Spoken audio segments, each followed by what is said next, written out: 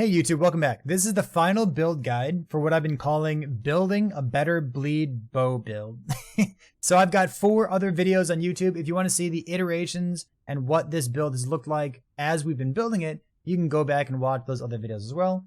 But for right now, we're going to talk about the finished product, my recommendations for you, what you would need before starting this build, what kind of considerations there are, and also providing you a build planner finally, because I haven't put a build planner in any of those previous videos because the whole thing was just a work in progress.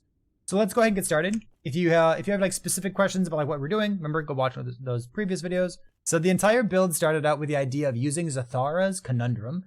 The last line of text here is also the least utilized portion of this amulet. Most of the time when I see this in somebody's build, they're just using it to enable Exsanguinous, to enable low life, and never accidentally leeching or regenerating or things like that. So this has more physical damage while at full health.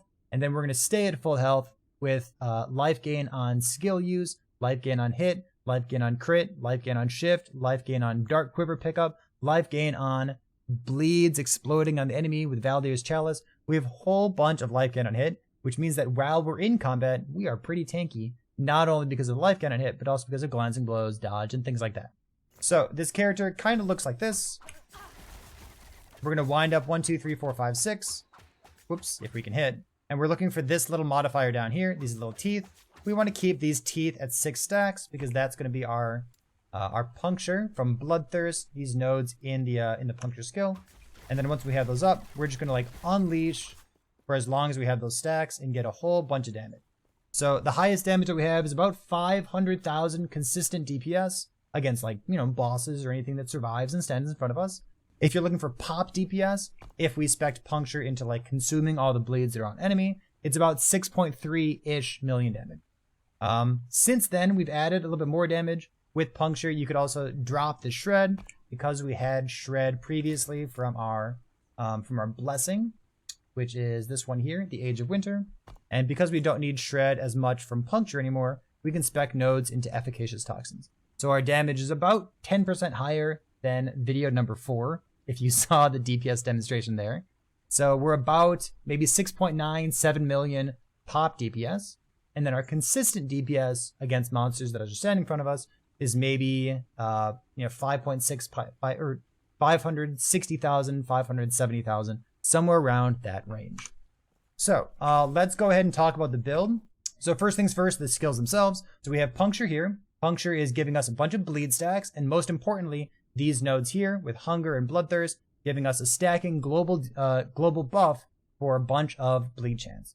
We also get another global buff here. Frenzy, this is some increased attack speed, which also applies to our flurry because we're going to, flurry immediately afterward.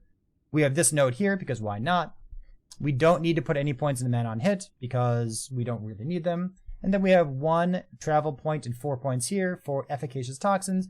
As long as we're puncturing 1, 2, 3 times, we can apply efficacious toxins to the enemy, saying they take 10% increased damage over time, which is the only instance of that we have, which is basically a 10% more damage multiplier across our entire build. We have 1 point down here, but that's cheeky. It's just a more damage multiplier. It removes our attack speed. If you're not comfortable with this, you would take this last point and put it into efficacious toxins. Or if you only have 20 points, you would just drop this altogether. Next up is Flurry. Flurry is the main source of damage in the build. While you're leveling, this is your single target. In the final product of the build, this is your main damaging skill altogether. So first things first, we're going to travel all the way to the left for the arrow storm. This gives us more arrows per second, which is great. So 3, 1, 1, 1 is why we're traveling over here to make it a channeled ability. We are taking no points across the top, so there's nothing here for life gain on hit, and there's nothing here for mana gain on hit either. We have plenty of that in other places. We don't need those here. For the bottom, we have 1 travel point into 2 points in Adrenaline Rush. You could put 1 point into Adrenaline Rush and 2 points into Relentless. This would make your damage bigger because instead of having 10% attack speed, you would have a maximum of 20% attack speed. But I value the consistency of having Adrenaline Rush as soon as possible, just to benefit from the more damage and the also increased attack speed here. I think you could play with these, but 1 point in one of them and 2 points in the other one is what I recommend to you. We don't take any points into chance to bleed on hit, and we don't take any points into bleed effect because we have enough of those things coming from other places. The relative benefit of those 2 nodes is not very good for us.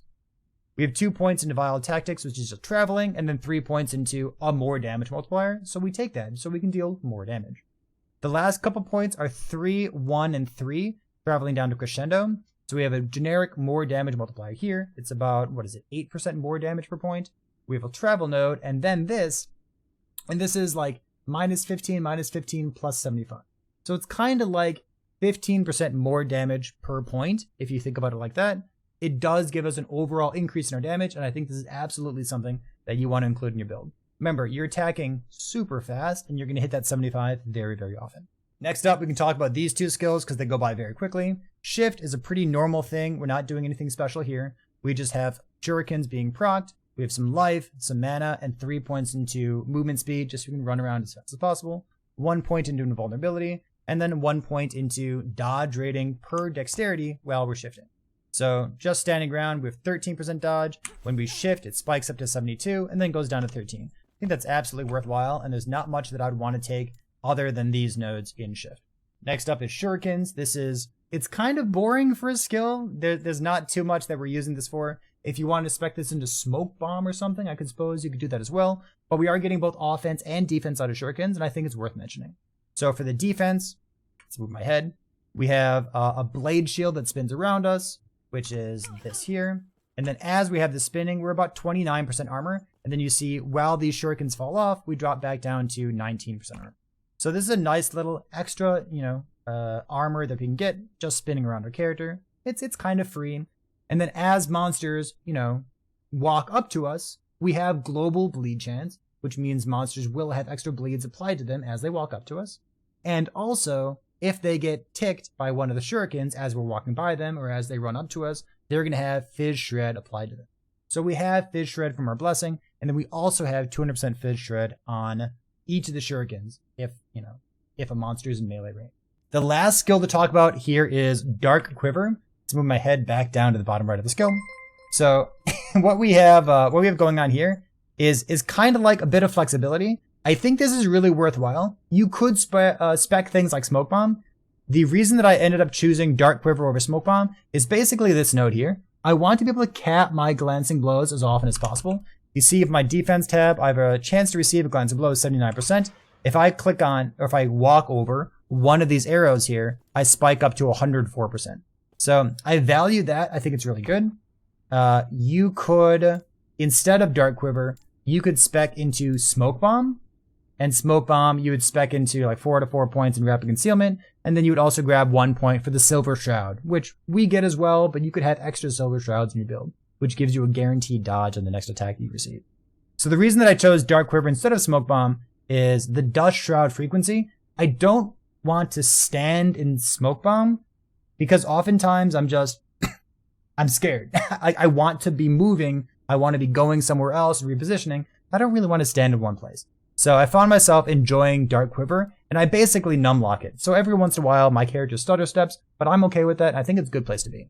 So I use this in order to get Dust Shrouds, and then a little bit of extra damage over time, and a little bit of Crimson Shroud generation as well. Technically, what you could do is generate one of these, get some puncture stacks up, shift over, pick this up. We have our black arrow here, and then once we start shooting, that black arrow that we picked up, the damage bonus is going to apply to the entire channel duration and all the procs from our Flurry.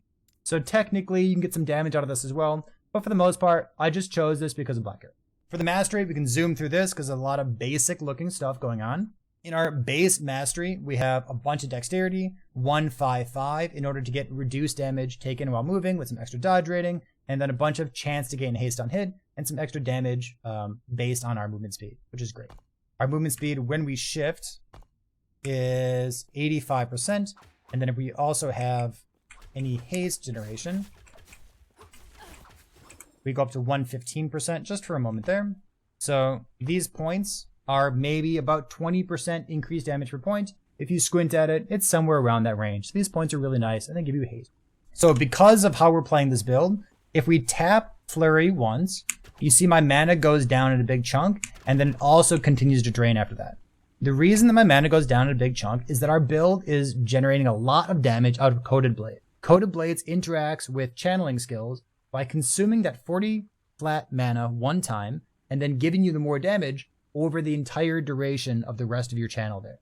So if you just 1, 2, 3, 4, 5, 6, if we channel this entire duration, we have 80% more damage for the entire duration of the channel, even though we only paid for the extra mana cost one time at the very beginning.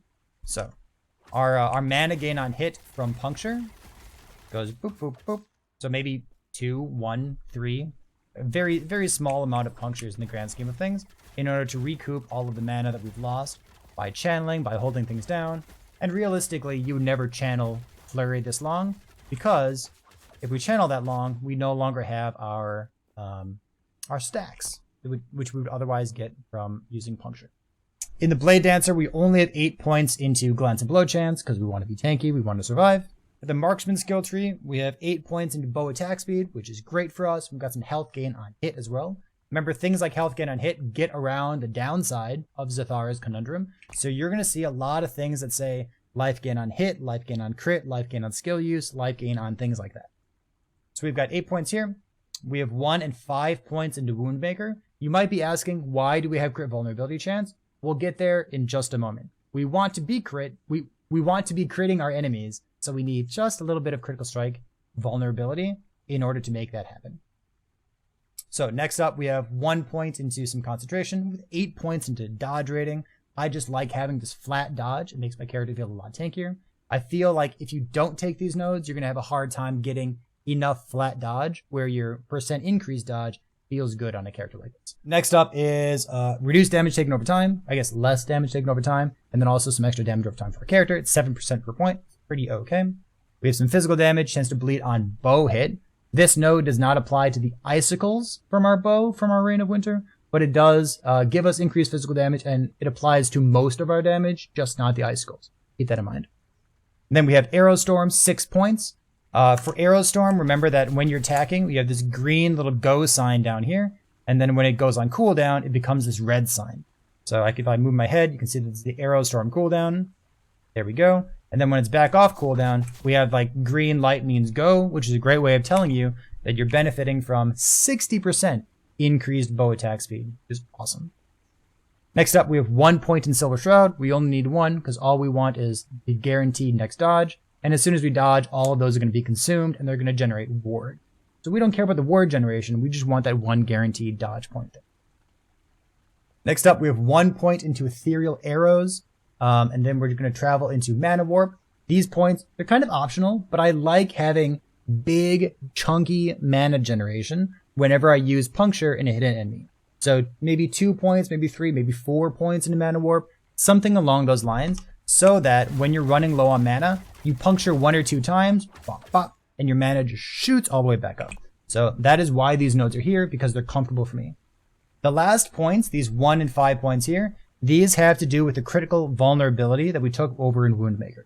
So we want to apply some kind of crit vulnerability to enemies so that we can crit enemies so that we can benefit from Barrage of Pain. So we want to crit enemies because when we're critting enemies, we're gaining 15 life per stack. So we have, 5 points here? Maximum Barrage of Pain stacks is 5, 15, 5, 75. So when we crit an enemy, and take a look at how often we're critting here, for every crit on the enemy, we're gaining 75 life. We have a absolutely tremendous amount of life gain on crit because of our investment into crit vulnerability and then the life gain on crit from this. Remember, all of this gets around the downside from using Xithara's Conundrum here. So that's why we're expecting this. We also get a bunch of crit multis. We have 15 crit multi per point, 75 crit multi. And then, I guess this is a nice transition into the gearing portion. This is why we're using Salt the Wound.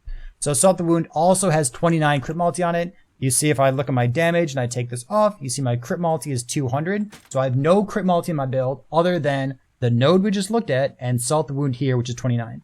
So we have 75 plus 29 is, oh my god, quick math, 104 crit multi. And then 104 crit multi, look at the second to last line of text, 59% of crit multi is converted into bleed effect. So we have just about 63, maybe 64% bleed effect that is only coming from Salt the Wound. If you used a rare helmet, for example, this would be your only source of bleed effectiveness, which is basically a more damage multiplier for the rest of your builds. You want some kind of bleed effectiveness. If you also opted into using Corsair's Blood Cowl, this is another place of getting bleed duration and, more importantly, bleed effect. So the reason that I swap into and out of this, take a look at my health here. I think as like a well-rounded character, you probably want to use a rare helmet just to get as much damage while wielding a bow, some health, some flat life, vitality, maybe even dexterity, depending on what kind of things you can seal on your helmet. I have bleed on bow hit sealed on my helmet here. But my life is almost 2200 here. And if I put on this helmet, we drop down to 1842, which is a little bit low for where I would want to be. It's really good damage. It's awesome. I think for like a well-rounded character, you probably just want to use like a rare helmet with as much life on it as possible for this kind of character. So that's bleed effect, and that's what Salt the Wound is doing, which ties into the perfect aim node here. Let's talk about the rest of the gear real quick. Rain of Winter is another core component to this build. When you are using your Puncture pierces automatically, but Flurry does not pierce automatically. So if you take a look, all of my arrows are getting stuck into this character, into this this dummy here. But because I'm hitting so often, I'm very often proccing the 26% chance to cast Icicle on bow hit.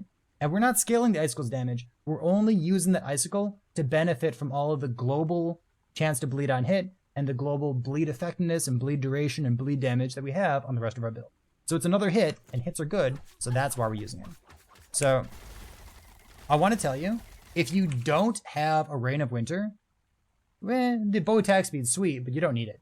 If you don't have a Rain of Winter, I would not recommend using Flurry for your build.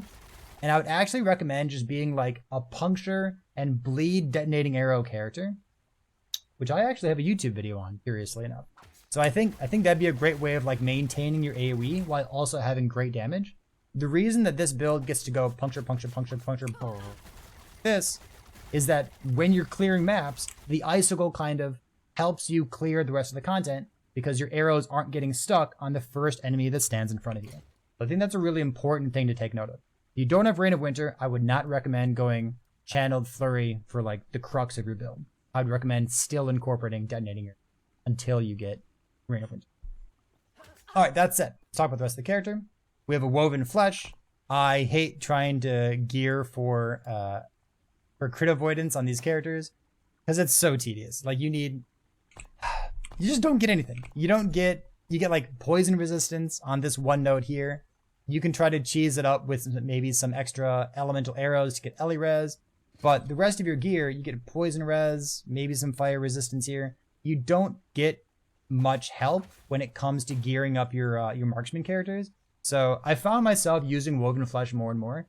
I think it's great. It's just like it gives you everything you want, which is crit avoidance, because you really need to get those affixes somewhere. So if you get a 1 or hopefully a 2 LP Woven Flesh, then it's going to feel really good for gearing out the rest of the character because you don't need to worry as much about your crit avoidance. The crit avoidance is more of an issue because we really want this blessing here. Normally, you could go to the blessing for Reign of Dragons, and you can get either plus to all resistances, or you could get up to 75% crit avoidance from this blessing. But I think you really want the plus chance to bleed on hit, because this is not bleed on bow hit. It's generic chance to bleed on hit. So that means that it also applies to all of your icicles as well. So if you can get some kind of Woven Flesh with 1, maybe 2 LP on it and get as much life as possible, I think that's going to be something that you really appreciate for marksman characters and honestly even for blade dancer characters as well. Next up is an Arrow Guard. Arrow Guard is nearly best in slot for every bow build because it gives you so much glancing blow chance and also some flat armor and also some percent armor. So anything with 1, 2, 3, or if you're lucky enough, 4 LP is going to be nuts for your build. For this particular build, with Rain of Winter has a 0.92 attack speed. I think you want as much attack speed as possible, so that's why I have exalted attack speed on my Rain of Winter, and also some exalted tier 7 bow attack speed on my Arrow Guard. That would be the #1 stat that I would recommend for you in order to get this build feeling nice and smooth. Next up is Thorn Slinger. Thorn Slinger gives us everything we want. It has movement speed, chance to bleed on hit, not on bow hit, but on hit, and then also plus to physical skills. Remember, our physical skills are Puncture, which makes okay use of it. You can fill in 1 more point in Efficacious Toxin, or 1 point down here for timing. It gives you an extra point for Shurikens, which honestly isn't really that good. But Flurry does make use of that extra 1 point very well.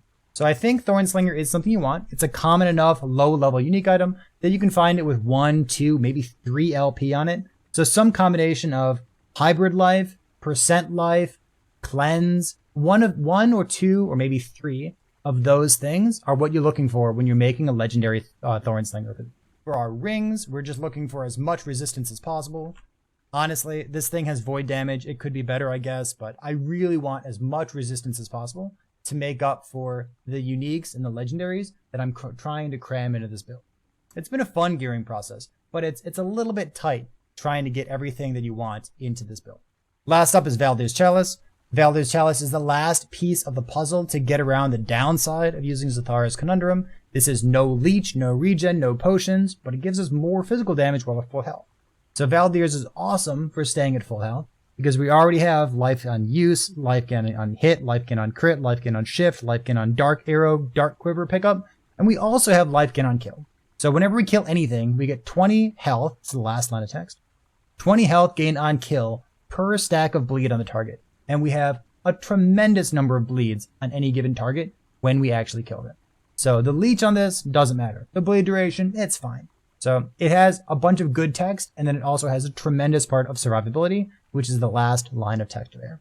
If you could get plus levels to Flurry on this, you'd feel really good about it. If you got chance to apply frailty on hit, you would also feel very good about that. Or physical damage, damage over time as prefixes, that would also be a nice place to be for your build. The last thing I'll mention is the boots here. I think it's important for you to get some kind of either Heoborian boots with a cold res implicit or Solarum boots with the fire res implicit. So for me, it was nice to get lightning res. I wanted to get lightning res from ending the storm here. And then for the rest of my blessings, they're all very, very good as they are. And I don't want to sacrifice them to get resistant. So I don't want res from Reign of Dragons because we have a chance to bleed on hit. We don't want res from Spirits of Fire because we have endurance. We don't want res from Age of Winter because we really want this generic global chance to shred physical resistance on hit because all of our bleeds take advantage of this.